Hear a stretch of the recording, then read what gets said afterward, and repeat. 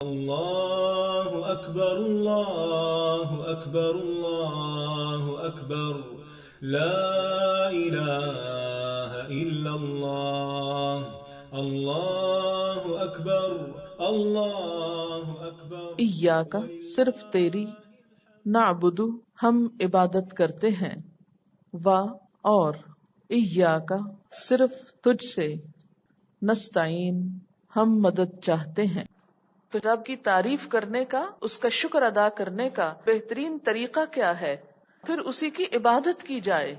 جس رب نے سب جہانوں کو پیدا کیا، ان کو پال رہا ہے، اس کی مہربانیاں سب پہ عام ہیں، سب کا انجام بھی اسی کے پاس ہے. پھر ایسے رب کی تعریف کا اصل طریقہ کیا ہے؟ اسی کی عبادت ہو. اس لیے ہم کیا کہتے ہیں؟ ایاک نعبد. یہ جو لفظ ہے نا ایاک نعبد، یہ بہت خوبصورت لفظ ہے اور اتنی بے لوث اور اتنی گہری محبت کا اظہار ہے اس میں. ایک ہوتا ہے نعبد کا، ہم تیری عبادت کرتے ہیں، لیکن یہاں ہے ایاک نعبد، صرف تیرے. اب دیکھیں کبھی آپ نے کسی انسان کے لیے لکھا ہوگا صرف آپ کی، یا کوئی آپ کے لیے لکھے تو آپ کتنا خوش ہوں گے کہ فلاں شخص صرف میرا ہے. اب آپ دیکھیے کہ یہ انسانوں کے لیے تو ہم بڑے خوشی سے لکھتے ہیں ڈیئرسٹ. اللہ تعالیٰ کے لیے کتنی دفعہ کہا، سب کچھ اس نے دیا، اس کے لیے کہنے کی کبھی توفیق نہیں ہوئی. انسانوں کے لیے لکھتے رہتے ہیں خوشی سے. ایاک نعبد، صرف تیرا.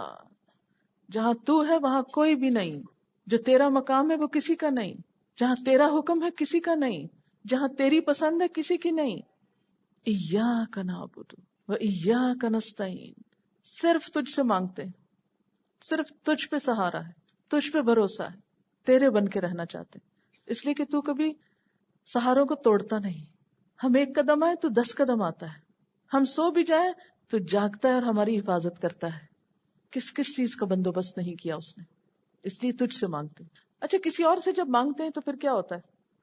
اب مانگیں گے ذرا کسی سے، ایک دن مانگیں گے، اگلے دن مانگنے جائیں گے تو وہ کہے گا پھر آگے مانگیں، اور دے کے احسان جتاتے ہیں اور شرمندہ کرتے ہیں، اور آپ ان کے آگے پھر نظر نہیں اٹھا سکتے، دم نہیں مار سکتے، ان کی مرضی کے خلاف کچھ نہیں کر سکتے.